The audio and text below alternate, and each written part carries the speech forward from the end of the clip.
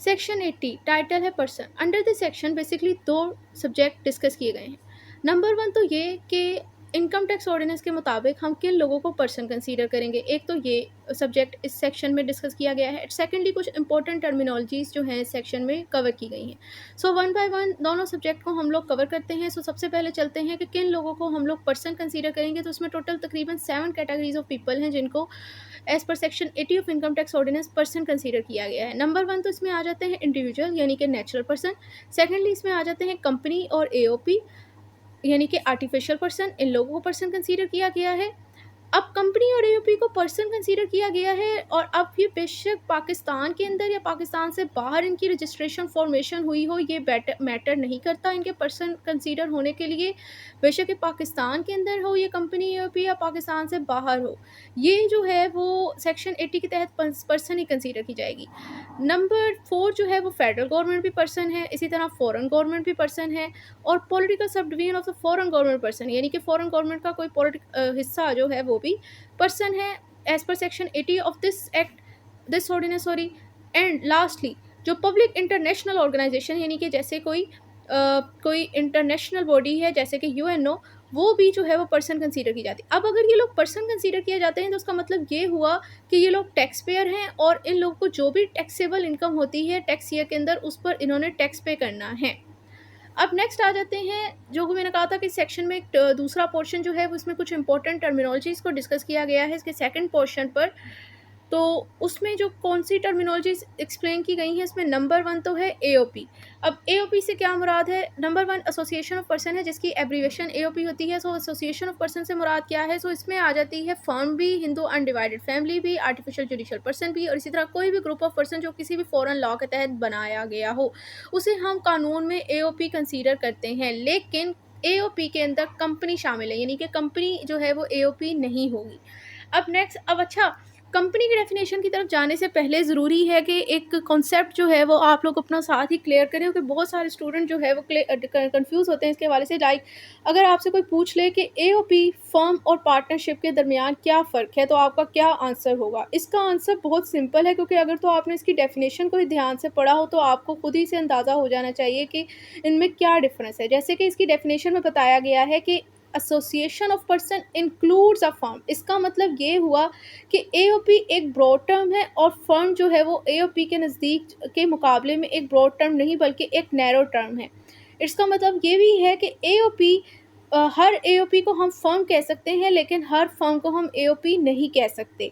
इसका मतलब ये है कि एओपी में फर्म के अलावा दूसरी ये हिंदू अनडिवाइडेड फैमिली और बाकी सारी चीज़ें आ जाती हैं जबकि फर्म में एओपी शामिल नहीं है। फर्म एक लेस ब्रॉडर टर्म है as compare to the AOP. Firm basically ये होती है कि जब दो या दो से ज़्यादा लोग आपस में एग्री हों कि उन्होंने मिलके कोई बिज़नेस करना है और उससे जो मुनाफा हासिल होगा उसे वो आपस में शेयर करेंगे। अब ये चीज़ मैटर नहीं करता कि उस कारोबार को करते हुए उनमें से कितने लोग एक्टिव पार्टनर हैं और कितने लोग डोमिनेट पार्टनर हैं, ये चीज़ मैटर नहीं करती।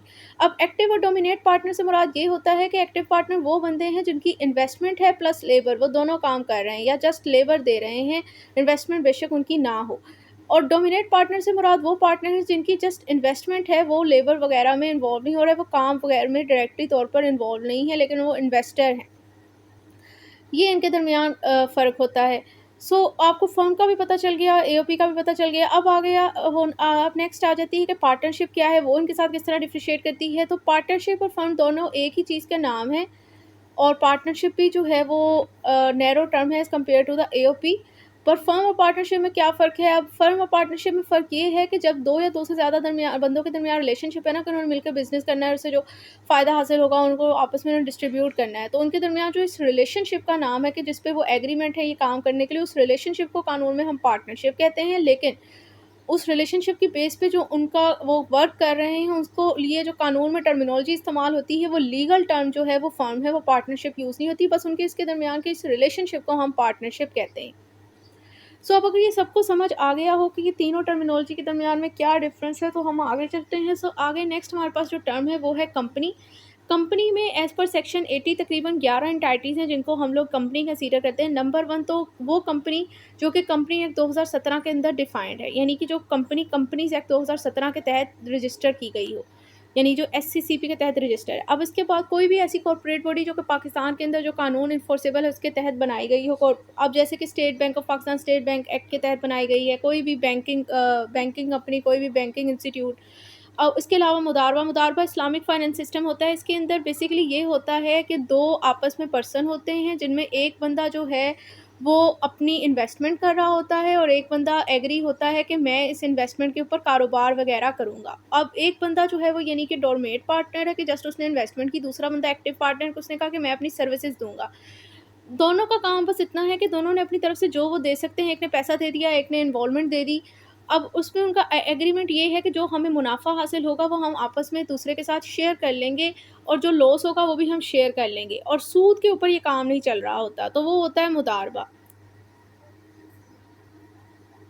अब नेक्स्ट आ जाता है कि ऐसी body incorporated by under a law of a country outside Pakistan. इसी तरह वो कह रहे हैं कि जो पाकिस्तान से बाहर कोई कंपनी की रजिस्ट्रेशन से मुतल्लक कानून है और उसके तहत कोई कॉर्पोरेट बॉडी बनी होती है तो उसे भी हम कंपनी कंसीडर करते हैं। इसी तरह कोऑपरेटिव सोसाइटी, फाइनेंस सोसाइटी और कोई भी दूसरी सोसाइटी जैसे हाउसिंग सोसाइटी स्कीम की, सारी भी कंपनी की कैटेगरी के अंदर आती हैं। इसी तरह नॉन प्रॉफिट ऑर्गेनाइजेशन यानी कि NGO वगैरह, ये भी कंपनी कैटेगरी में आती है।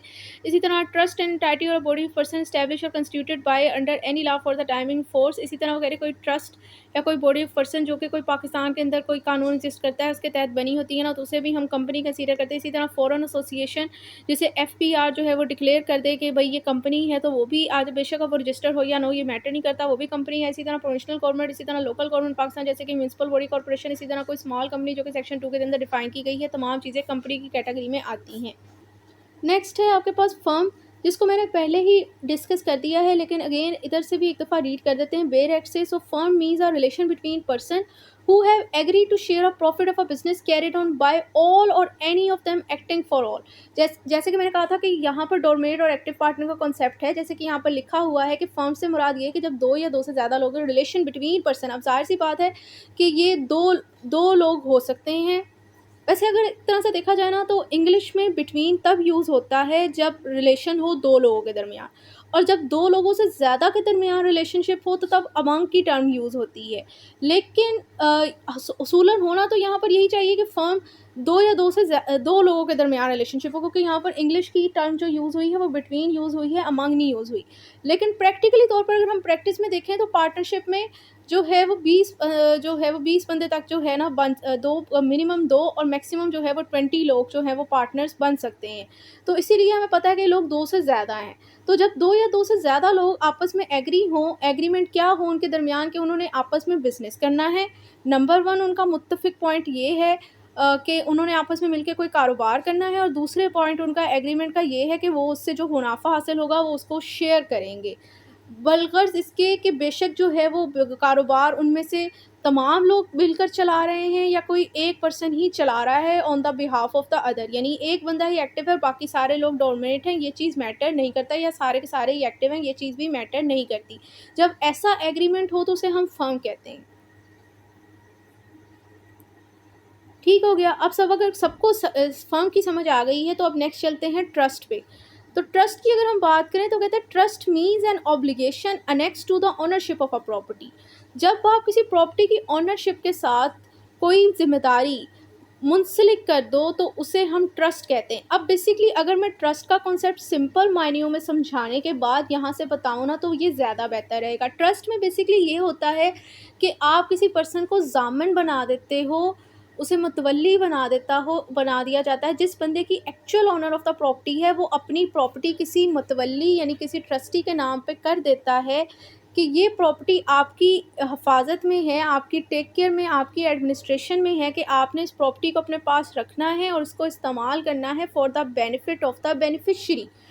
जब इस तरह का रिलेशनशिप 3 पार्टीज़ के दरमियान बन जाए तो उसे हम कानून की ज़ुबान में ट्रस्ट कहते हैं। मतलब the actual owner of the property, जो ट्रस्टर है, उसने अपनी प्रॉपर्टी ट्रस्टी को दे दी कि जो आप जो है वो मेरी प्रॉपर्टी बाद में जो है वो मेरी जो बेनिफिशरी हैं उनके बेनिफिट के लिए आपने इस्तेमाल करनी है। जो कि बहुत ज़्यादा जैसे कि ये इसकी बेहतरीन एग्जांपल ये है कि जो बहुत रिच क्लास के पीपल होते हैं वो अपनी प्रॉपर्टी ट्रस्ट में देकर ही जाते हैं और अपने जो है वो बच्चों के नाम पर नहीं कर कर जाते। अगर उन्हें ये डाउट हो कि ये जो है वो इस अहल नहीं है कि वो हमारी प्रॉपर्टी की जो है वो टेक केयर कर सकेंगे और जो मैंने पूरी ज़िंदगी में बनाई है प्रॉपर्टी वो उसको ज़ाया कर देंगे, लेकिन वो उनको बेयारो मददगार भी नहीं छोड़कर जाना चाहते, तो वो ट्रस्ट में दे जाते हैं और बेनिफिशियरी उन्हें बनाकर चले जाते हैं। तो इसका उनका एक ये फ़ायदा होता है कि अगर वो कभी इन फ्यूचर उनकी जो डिसेंडेंट हैं, उनके सक्सेसर वो बैंकरप्ट भी होंगे, तो चूँकि वो प्रॉपर्टी एक्चुअली तौर पर उनके नाम पर नहीं होती, उनके डिसेंडेंट के, तो ना तो वो प्रॉपर्टी अटैच की जाती है, क्योंकि ट्रस्ट वाली जो प्रॉपर्टी ट्रस्ट हो जाती है उसे अटैच नहीं किया जा सकता। एक तो इस तरह उनकी वो बची रहती है। सेकंडली ये कि वो उनको उनसे बेनिफिट भी मिलता रहता है। तो ये चीज़ जो है वो इस्तेमाल इस तरह कानूनी तौर पर होती है। ख़ैर ये मैंने just practice point of view से यहाँ पर ये पॉइंट डिस्कस कर लिया। इसका यहाँ इसके साथ कोई ताल्लुक नहीं। यहाँ जस्ट आप ट्रस्ट के कॉन्सेप्ट के साथ ही रहें। जैसे ट्रस्ट का कॉन्सेप्ट मैंने आपके साथ एक्सप्लेन कर दिया कि ट्रस्ट है क्या। अब बेयर एक्ट से रीड करते हैं तो कहते हैं कि trust means an obligation annex to the ownership of a property. मतलब जब आप प्रॉपर्टी की ओनरशिप के साथ कोई ज़िम्मेदारी अटैच करते हैं, जैसे कि ट्रस्टर ने अटैच कर दी है ऑब्लिगेशन के अपनी इस ट्रस्ट वाली प्रॉपर्टी के साथ ट्रस्टी के लिए कि भई आपने जो है ना ये बेनिफिशियरी के इंटरेस्ट के लिए इस प्रॉपर्टी की एडमिनिस्ट्रेशन करनी है, इनके लिए जो है वो इसको अपने पास रखना है। उसने इसके साथ यानी उसने उसके नाम पे तो कर दी ट्रस्टी के, लेकिन साथ ही उसने ये ऑब्लिगेशन अटैच कर दी, लाइक उसने कहा कि आपने बेनिफिशियरी के इंटरेस्ट के लिए इस प्रॉपर्टी की टेक केयर करनी है। And arising out of the confidence repose, repose का मतलब भी ट्रस्ट है, कॉन्फिडेंस ट्रस्ट है, and accepted by the honour.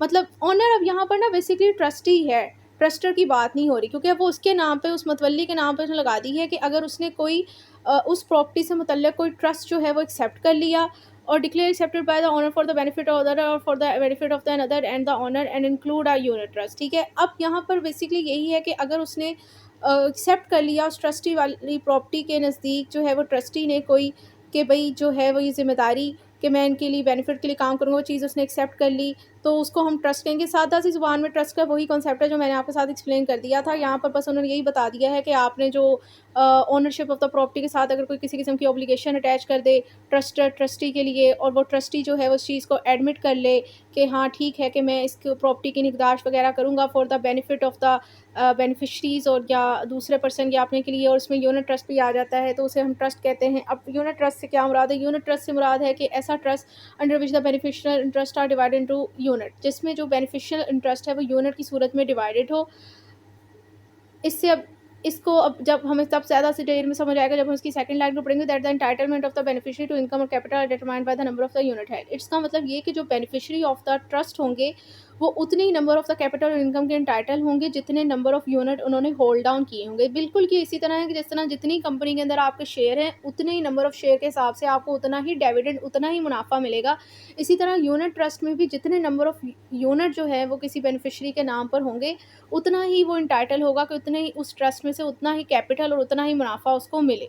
जैसे कि अगर एक ट्रस्टी ने एक ट्रस्टर ने एक ट्रस्टी के नाम पे कोई प्रॉपर्टी ट्रस्ट कर दी है जिसमें उसने 3-4 बेनिफिशियरी बना दिए हैं, और जिसमें उसने कहा है कि 30% बेनिफिशियरी ए को मिलेगा, 40% जो है वो बेनिफिशियरी बी को मिलेगा, और 40% जो है वो या 30% का बेनिफिशियरी ए और बी को मिलेगा, और 40% जो है वो बेनिफिशियरी जेड को मिलेगा। तो जितने नंबर ऑफ़ यूनिट जो हैं वो उसने इन तीनों बेनिफिशियरी में डिवाइड किए हैं, उतने ही उसी यूनिट नंबर के हिसाब से, उसी नंबर ऑफ़ यूनिट के हिसाब से वो एंटाइटलमेंट ऑफ़ द इनकम और कैपिटल होंगे। यानी कि जेड सबसे ज़्यादा एंटाइटल है क्योंकि उसके नाम पे सबसे ज़्यादा यूनिट जो हैं वो अलॉट किए गए हैं। सो इसके साथ ही हमारा सेक्शन जो है कंप्लीट हो जाता है। नेक्स्ट वीडियो में इंशाल्लाह नेक्स्ट सेक्शन को कवर करेंगे।